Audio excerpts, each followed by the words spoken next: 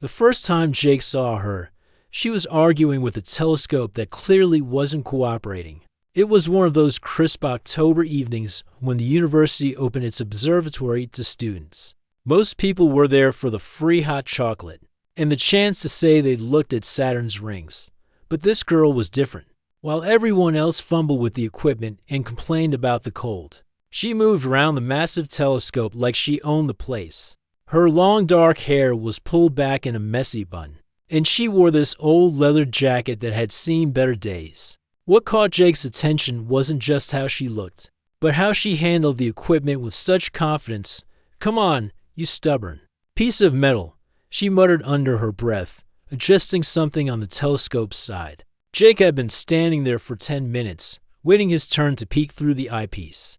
But he found himself more interested in watching her work. The astronomy professor, Dr. Chen, walked over with a slight smile. "Having trouble with the old girl again, Luna?" "She's just being moody tonight," Luna replied, not looking up from her adjustments. "The tracking system is off by about 3 degrees. Probably needs recalibration." Dr. Chen chuckled. "I'll leave. You to it then. You know her better than I do." Jake realized this wasn't just any student. This was someone who clearly spent serious time here. As Luna made her final adjustments, she glanced up and noticed Jake waiting. "Sorry. You've been standing there forever," she said, stepping back from the telescope. "Want to see Jupiter? I just got her lined up perfectly." When Jake looked through the eyepiece, he was completely blown away.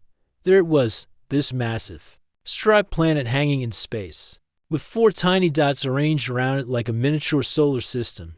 "Those are the moons," Luna said, leaning close enough that he could smell her vanilla perfume mixed with coffee. "From left to right, that's Io, Europa, Ganymede, and Callisto." Galileo saw those same 4 moons over 400 years ago with a telescope way worse than this one. "This is incredible," Jake said, still looking through the eyepiece. "How did you get so good at this?" Luna laughed. "Lots of practice. I'm here almost every clear night working on my research. I'm a graduate student in astrophysics." Jake stepped back from the telescope, genuinely impressed. "What kind of research?" "I hunt for planets around other stars," she said, her eyes lighting up in a way that made Jake's heart skip a beat. "Exoplanets. Worlds that might have life on them." "Wait, that's a real thing? Like, people actually do that for a living?" "It's the best job in the world," Luna said, grinning. "I get to discover new worlds every day." "Well, not every day, but you know what I mean." The other students had moved on to different telescopes, leaving Jake and Luna alone with Jupiter. She started explaining how planets form, how scientists detect them around distant stars, and what signs they look for that might indicate life. "The thing is," Luna said, leaning against the telescope's base, "we're probably not alone out there. The universe is so incredibly huge, with billions and billions of stars. Some of them have to have planets like Earth." Jake found himself hanging on every word. He'd never met anyone who talked about space like it was their backyard. Luna had this way of making the most complex ideas sound simple and exciting. "Have you ever found one?" Jake asked. "A planet that might have life?" Luna's expression grew more serious. "I'm working on something really promising right now. There's this planet about 120 light years away that has all the right conditions. It's the perfect distance from its star. It might have water, and the atmosphere looks really interesting." "That's amazing. How do you even begin to study something that far away?" "With really good telescopes and a lot of patience," Luna said. "We analyze the light coming from the star and look for tiny changes that happen when the planet passes in front of it. It's like trying to detect a firefly flying in front of a searchlight from 1,000 miles away." As the night went on, more students left to head back to their dorms, but Jake and Luna stayed. Moving from telescope to telescope, she showed him the Andromeda Galaxy, explained why Mars looks red, and pointed out constellations he'd never noticed before. "You know what's crazy?" Luna said as they stood outside the observatory building around midnight. "Every atom in your body was forged inside a star that died billions of years ago. We're literally made of stardust. Jake looked up at the thousands of stars scattered across the clear sky. That's either the most beautiful thing I've ever heard or the most terrifying. Why not both? Luna said with a smile. They ended up sitting on the observatory steps, talking until the eastern sky started to lighten. Luna told him about growing up in a small town where the stars were so bright she could read by them. She talked about her dreams of becoming an astronaut and how discovering exoplanets was her way of still reaching for the stars. Jake shared stories about his engineering classes, his family, and how he never really thought about space until tonight. There was something magical about talking to someone who saw the universe as this vast, wonderful playground full of mysteries waiting to be solved. As the sun finally started to rise, Luna stood up and stretched. I should probably get some sleep before my classes start. This was incredible, Jake said, meaning every word. Thank you for showing me all of this. Come back next week, Luna said, shouldering her backpack. I'll show you Saturn. The rings are spectacular this time of year. Jake watched her walk away, knowing that something had fundamentally changed for him that night. He'd come to the observatory as a curious engineering student and left as someone who glimpsed the infinite wonder of the universe through the eyes of someone who truly understood it. 3 weeks after that magical night at the observatory, Luna surprised Jake with an invitation that would change everything. She found him in the campus coffee shop, buried under a pile of engineering textbooks, looking completely overwhelmed. You look like you could use a break, she said, sliding into the seat across from him. Her hair was different today, braided to one side, and she wore this vintage NASA t-shirt that somehow made her look even more interesting. I'm drowning in fluid dynamics, Jake groaned, rubbing his tired eyes. I've been staring at these equations for hours, and they're starting to look like alien hieroglyphs, Luna laughed.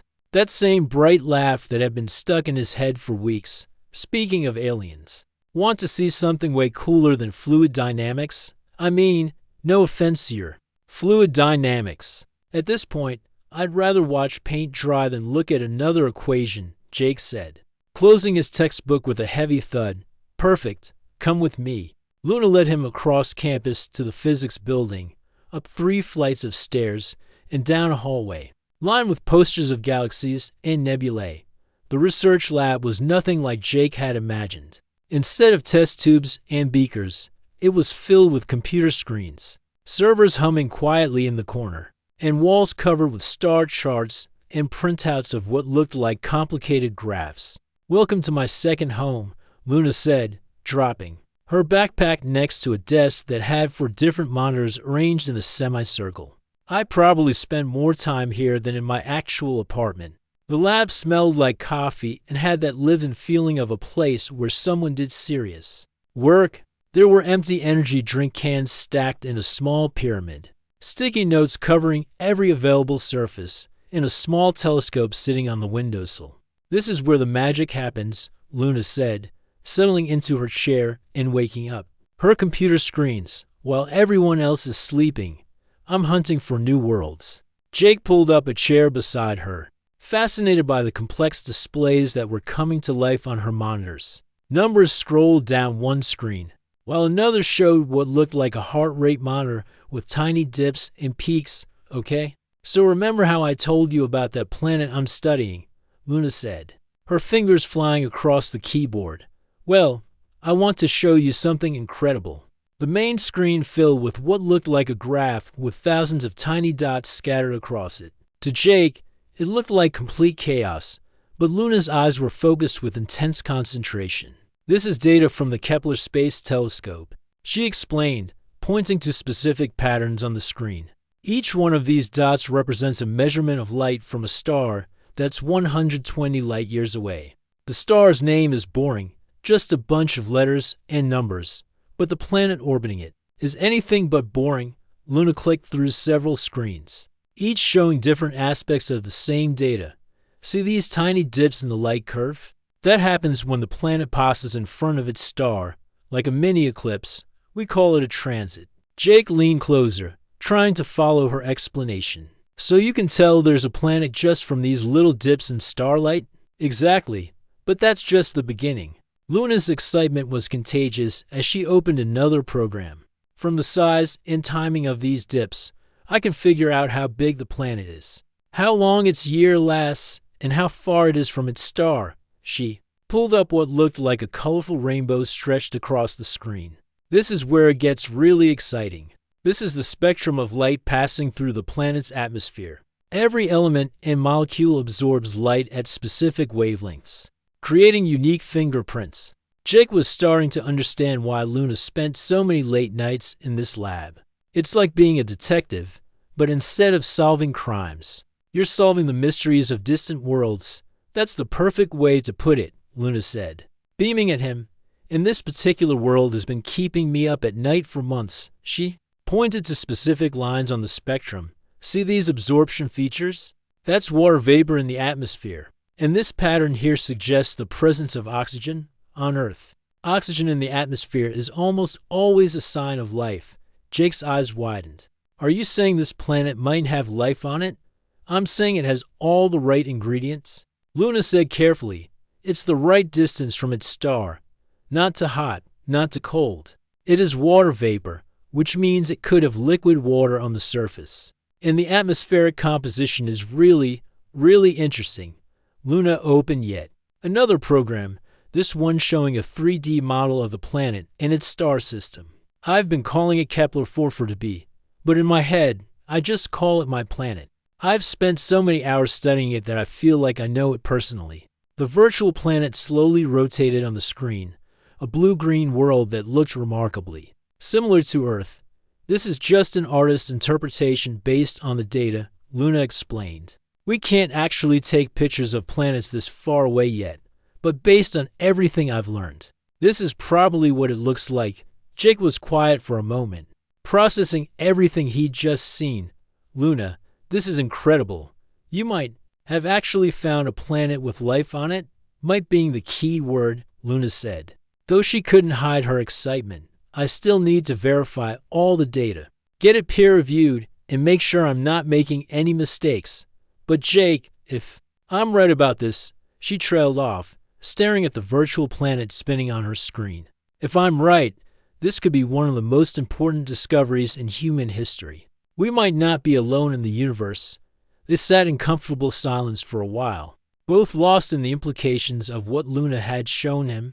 Jake realized he was witnessing something extraordinary, not just the potential discovery of life beyond Earth, but watching someone pursue their deepest passion with unwavering dedication. How long have you been working on this? Jake asked. About 8 months, Luna said. I download new data every week, run analysis programs that take days to complete, and cross-reference everything with observations from other telescopes. It's like putting together a jigsaw puzzle where most of the pieces are missing. Jake looked around the lab with new appreciation. Those empty energy drink cans and sticky notes weren't just clutter. They were evidence of countless late nights spent pushing the boundaries of human knowledge. You know what's amazing? Jake said. A week ago, I thought space was just this empty void with some pretty lights. Now I'm sitting here looking at evidence of a whole other world that might have life on it. Luna smiled, her eyes reflecting the glow of her computer screens.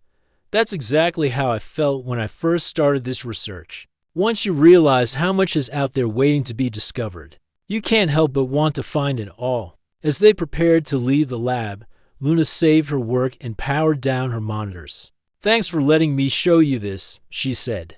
Most people think I'm crazy for spending so much time staring at computer screens and graphs. Are you kidding? Jake said. This is the coolest thing I've ever seen. You're literally discovering new worlds. Walking back across campus under the star-filled sky, Jake realized that Luna hadn't just shown him her research. She'd given him a glimpse into her soul, her dreams, and her vision of humanity's place in the cosmos. It was 2:30 in the morning when Jake got the text message that would change everything between him and Luna. He'd been half asleep, cramming for a thermodynamics exam, when his phone buzzed with a message that simply read, "Can't sleep. Lab is too quiet. Come keep me company." Without hesitation, Jake threw on his jacket and headed across the empty campus. The physics building was locked. But Luna had given him the security code weeks ago. He found her exactly where he expected, hunched over her computer screens, but something was different. Her usual energy was gone, replaced by a heaviness he'd never seen before. "Hey," he said softly, not wanting to startle her. "Rough night." Luna looked up, and Jake immediately noticed her eyes were red-rimmed, like she'd been crying. Her hair was messier than usual, and there were crumpled tissues scattered around her desk. "I'm having a crisis," she said with a weak smile, a full-blown, existential. "Maybe I should change my major kind of crisis." Jake pulled up his usual chair beside her. "What's going on?" Luna gestured at her screens, which showed the same data. She'd been working with 4 months. "I've been staring at these numbers for so long that I'm starting to question everything. What if I'm wrong? What if I'm seeing patterns that don't exist? What if I'm wasting my life looking for something that isn't there?" This was a side of Luna that Jake had never seen before. The confident, passionate researcher had been replaced by someone who seemed lost and uncertain. "Do you know what I did for fun when I was 8 years old?" Luna asked, leaning back in her chair. "While other kids were playing with dolls or video games, I was in my backyard with a cheap telescope my dad bought me from a garage sale. I'd spend hours looking at the moon, drawing pictures of the craters, making up stories about aliens living on Mars." Jake listened quietly, sensing she needed to get this out. "I used to tell everyone I was going to be an astronaut," Luna continued. "I had this whole plan mapped out. I was going to study hard, get perfect grades, join the space program, and be the first person to walk on Mars. I had NASA posters all over my bedroom wall, and I knew the names of every astronaut who'd ever been to space." She paused, staring at a framed photo on her desk that Jake had never noticed before. It showed a much younger Luna standing next to a large telescope, grinning from ear to ear. "That was taken at a science camp when I was 12, Luna said, following his gaze. "I was so sure back then. I knew exactly what I wanted to do with my life. But somewhere along the way, I realized I'd never be physically strong enough for space travel. My eyesight isn't perfect. I get motion sickness, and I'm just not astronaut material. So you found another way to explore space," Jake said gently. "That's what I told myself," Luna replied. "I convinced myself that discovering exoplanets was just as good as visiting them. Then I could still reach for the stars from behind a computer screen. But lately, I've been wondering if I'm just fooling myself." Luna stood up and walked to the window, looking out at the campus bathed in streetlight. "Do you know what the worst part is? I spend every night studying worlds that are so far away. I'll never see them with my own eyes. I'll never know if there's actually life on my planet. I'll never get to visit the places I'm discovering." Jake joined her at the window. "But you're still discovering them. You're still pushing the boundaries of what humans know about the universe." "Am I though?" Luna asked, her voice barely above a whisper. "Or am I just a lonely grad student staring at computer screens, seeing what I want to see instead of what's actually there?" The raw vulnerability in her voice made Jake's heart ache. He'd never seen someone so passionate about their work also struggle with such deep doubts. "Luna, remember that first night at the observatory? You showed me Jupiter's moons and told me about Galileo seeing them 400 years ago. You made me realize that we're all part of this incredible chain of discovery that spans centuries." Luna turned to look at him, her eyes glistening with unshed tears. "You're not just staring at computer screens," Jake continued. "You're continuing that tradition. You're asking the biggest questions humans have ever asked. Are we alone? What else is out there? Those questions matter, even if you never get to visit the places you're studying." "But what if I'm wrong about everything?" Luna asked. "What if my planet doesn't have life? What if I've wasted years of my life chasing something that doesn't exist?" Jake thought for a moment before responding. "What if you're right? What if your research helps humanity take the next step toward understanding our place in the universe? Isn't that possibility worth the risk?" Luna was quiet for a long time, processing his words. Finally, she spoke again.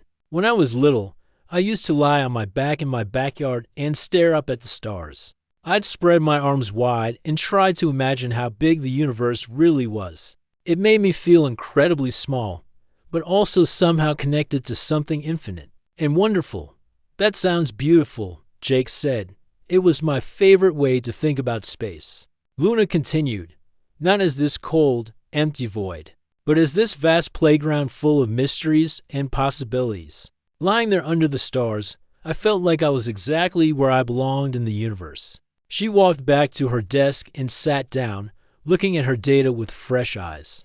I think I've been spending so much time focused on the technical details. Then I forgot why I fell in love with astronomy in the first place, which was the wonder of it all, Luna said, a small smile returning to her face. The idea that every point of light in the sky might have its own family of planets, maybe even its own forms of life. The possibility that we're part of something so much bigger than ourselves.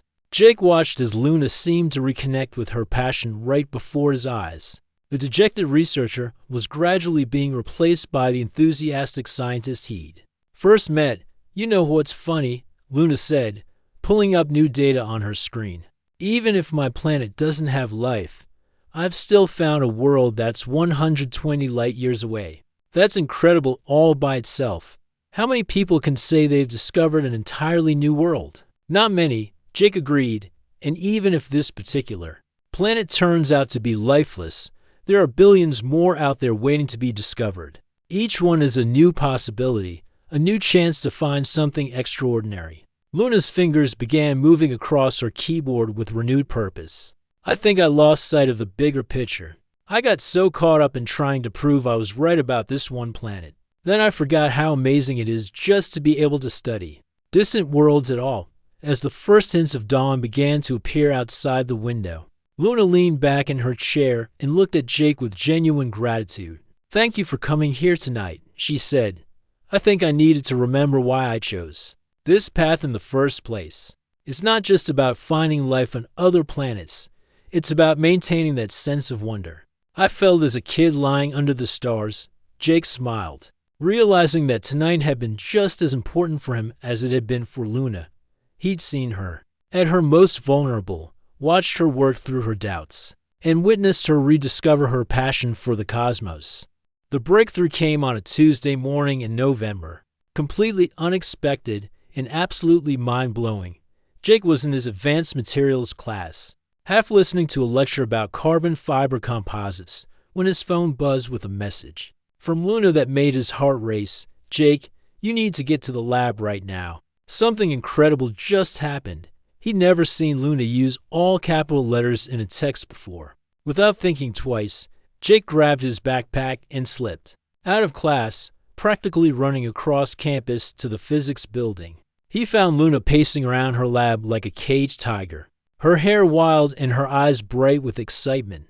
Please tell me you didn't skip class just because of my dramatic text, Luna said, though she was grinning from ear to ear. Are you kidding? You never used caps lock. I thought the building was on fire or something, Jake replied, catching his breath. What's going on? Luna gestured toward her computer screens, which were displaying data that looked different from anything Jake had seen before. Remember how I've been analyzing the atmospheric composition of my planet? Well, I just found something that changes everything. She pulled up a complex graph that meant nothing to Jake but clearly meant the world to Luna. I've been running analysis programs on new data that came in last week. Most of it was the same patterns I've been seeing for months: water vapor, oxygen, carbon dioxide. But then I noticed something weird.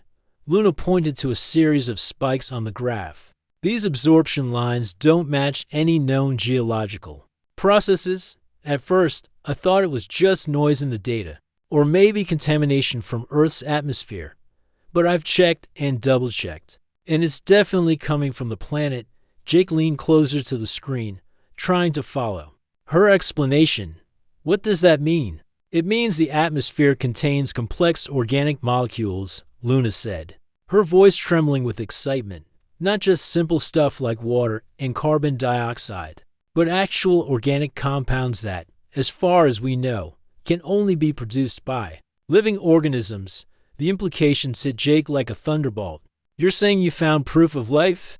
I'm saying I found something that looks exactly like what we'd expect to see If there were living things on that planet, Luna said carefully, but I need to be absolutely certain before I make any claims. This is too important to get wrong. Over the next few days, Luna barely left the lab. Jake brought her coffee and sandwiches, watching as she ran analysis after analysis, checking her results against every possible alternative explanation. She contacted colleagues at other universities, asking them to verify her data using different methods. I keep thinking I'm going to wake up and realize this was all a dream, Luna said, during one of their late-night research sessions. Do you know how many scientists have spent their entire careers looking for signs of life beyond Earth? And here I am, just a grad student, possibly staring at the answer.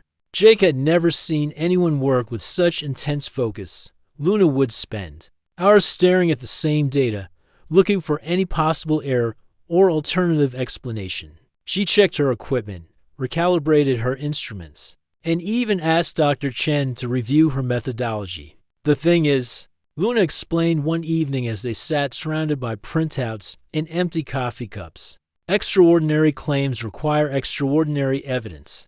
I can't just say I think there's life on this planet without being absolutely certain. But you are certain, aren't you? Jake asked. Luna was quiet for a moment. In my gut, yes.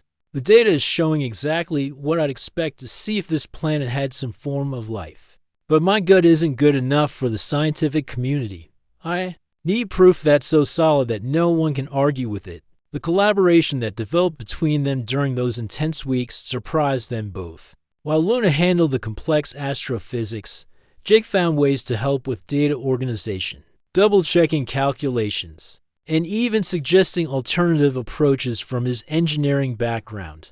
You know what's funny, Luna said one night, as they worked side by side. I've been doing this research alone for so long. I forgot how much better it is to have someone to bounce ideas off. You ask questions I never would have thought of. Like what? Like yesterday, when you asked whether the organic molecules could be produced by volcanic activity. I spent 3 hours researching that possibility and ruled it out completely. But I never would have thought to check if you hadn't asked. Jake felt a warm pride in being able to contribute to Luna's groundbreaking research.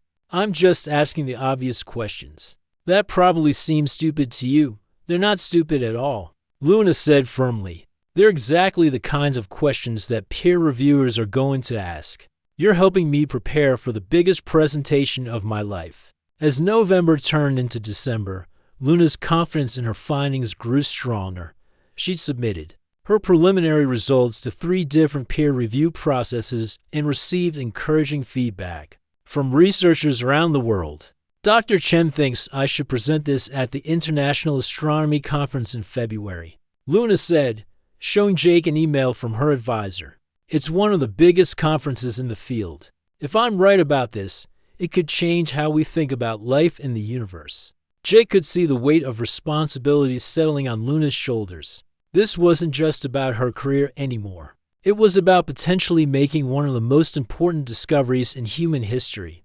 Are you nervous? He asked, terrified. Luna admitted, but also more excited than I've ever been in my life. Jake, if this is real, if there really is life on this planet, it means we're not alone. It means life isn't just some cosmic accident that happened once on Earth. She pulled up the artist's rendering of her planet, the blue-green world that had become so familiar to both of them. It means that somewhere out there, 120 light-years away, there might be organisms living their lives under an alien sun. They might be simple, like bacteria, or maybe they're complex creatures we can't even imagine. Jake watched Luna's face as she stared at the virtual planet. Her expression was a mixture of wonder, determination, and something he could only describe as love.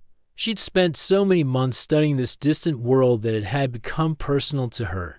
Whatever happens with the conference, Jake said, you should be proud of what you've accomplished. A year ago, this planet was just another point of light in the sky. Now, because of your work, we know it might be home to living things. Luna turned to him with tears in her eyes. Thank you for being here through all of this. I don't think I could have done it without you. As they prepared to leave the lab that night, Jake realized that Luna's potential discovery had changed both of their lives. She found evidence that humanity might not be alone in the universe. And he found someone whose passion for knowledge matched his own love of discovery. 3 months later, Luna stood at the podium of the International Astronomy Conference, looking out at an audience of the world's most respected scientists. Jake sat in the front row, watching nervously as she prepared to present findings that could change humanity's understanding of life in the universe. "Ladies and gentlemen," Luna began, her voice steady despite the magnitude of the moment. "I'm here to share evidence that we may have detected signs of life on an exoplanet 120 light-years from Earth." The room fell completely silent. Jake could feel the tension and excitement rippling through the audience as Luna walked them through her months of research, data analysis, and verification processes. When she finished her presentation 20 minutes later, the applause was thunderous. Scientists who had spent decades searching for exactly this kind of evidence rose to their feet. Dr. Chen wiped tears from her eyes as she watched her student receive recognition for what might be the most important discovery of the century. During the question and answer session that followed, Luna fielded inquiries from researchers around the world with the same confidence and passion that had first attracted Jake to her. She explained her methodology, addressed concerns about alternative explanations, and demonstrated the thorough scientific process that had led to her conclusions. "The evidence strongly suggests that Kepler-440b hosts some form of life," Luna concluded. "While we can't determine the complexity or nature of these organisms from our current data, their existence would represent a fundamental shift in our understanding of life's prevalence in the universe." Later that evening, at the conference reception, Jake found Luna standing alone on the hotel's observation deck, looking up at the stars. She changed out of her presentation clothes and was wearing the same vintage NASA t-shirt she'd worn the day she first showed him her research. "How does it feel to be famous?" Jake asked, joining her at the railing. Luna laughed, though there was something wistful in her expression. "Surreal. 6 months ago, I was just a grad student having a crisis about whether my research mattered. Now people are calling me a pioneer. You deserve every bit of recognition you're getting." Jake said, "You've potentially discovered life beyond Earth. That's incredible." "You know what's funny?" Luna said, leaning against the railing. "All those years I spent wanting to be an astronaut, thinking that was the only way to truly explore space. But this research has taken me further than any spacecraft ever could. I've studied a world that's 120 light-years away and found evidence of life there." Jake could see her processing everything that had happened, not just today, but over the past year. "Any regrets about not becoming an astronaut?" "None at all," Luna said firmly. "I realized something important while preparing for this presentation. My childhood dream wasn't really about becoming an astronaut. It was about discovery. It was about pushing the boundaries of what humans know about the universe, and I've done that." She pointed toward the constellation where her planet resided. "When I was 8 years old, lying in my backyard staring up at the stars, I used to wonder what else was out there. Now I know there's at least one other world where life exists, and probably countless others waiting to be discovered." Jake followed her gaze upward. "So what's next? More planet hunting?" "Definitely," Luna said, her eyes lighting up with familiar excitement. "This discovery is just the beginning. If life exists on one exoplanet, it probably exists on many others. I want to find them all." They stood in comfortable silence for a while, both lost in thoughts about the vastness of space and humanity's place within it. Jake reflected on how much had changed since that first night at the observatory. Luna had shown him not just distant planets and stars, but an entirely new way of thinking about existence itself. "I've been thinking about what you said that night in the lab," Jake said finally, "about your favorite way to experience the universe, lying on your back with your arms spread wide, feeling connected to something infinite." Luna turned to look at him, curious where he was going with this. "I think I understand now why that position meant so much to you," Jake continued. "It wasn't just about stargazing. It was about maintaining that sense of wonder and possibility while staying grounded. In reality, it was about being open to the universe while still being anchored to Earth." Luna smiled, clearly touched that he'd remembered and understood something so personal to her. That's exactly right. It's about finding the balance between dreaming big and doing the hard work to make those dreams real, and that's what you've done, Jake said. You've taken that 8-year-old sense of wonder and combined it with years of rigorous scientific training. You've turned childhood curiosity into world-changing discovery. Luna was quiet for a moment, processing his words. You know, before I met you, I was starting to lose that sense of wonder. I was so focused on the technical details that I forgot why I fell in love with astronomy in the first place. What changed? Jake asked. You did, Luna said simply. Seeing the universe through your eyes reminded me how magical it all is. When you looked through that telescope for the first time and saw Jupiter's moons, your reaction reminded me of my own first glimpse of the cosmos. It brought back that feeling of being 8 years old and knowing that I wanted to spend my life exploring the stars. Jake felt a warm rush of affection for this incredible woman who had opened his eyes to the wonders of the universe. I'm glad I could help you remember. You did more than help me remember, Luna said, stepping closer to him. You helped me become a better scientist. You asked the right questions, challenged my assumptions, and supported me through the hardest parts of this research. I couldn't have done this without you. As they prepared to leave the observation deck, Luna took one last look at the stars. I still love lying on my back and staring up at the night sky, she said. But now I know there's something even better. What's that? Sharing that wonder with someone who understands why it matters, Luna said, taking his hand. My favorite position isn't just about how I observe the universe anymore. It's about the perspective I bring to everything, staying curious, staying open, and never losing that sense of amazement at how incredible it all is. Jake squeezed her hand gently, and now you've given that perspective to the entire world. You've shown everyone that we're not alone in the universe. Luna looked up at him with tears in her eyes. We've shown them, she corrected. This discovery belongs to both of us. You were there for every late night, every breakthrough, every moment of doubt. You helped me remember why this work matters. As they walked back into the hotel, Jake realized that Luna's greatest discovery wasn't just the potential life on a distant planet. She discovered that sharing your passion with someone who truly understands it can make even the most impossible dreams come true.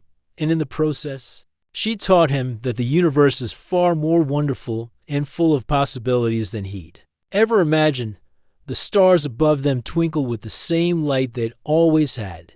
But now Jake knew that at least one of those distant points of light was home to something extraordinary, and the woman beside him had been the one to find it.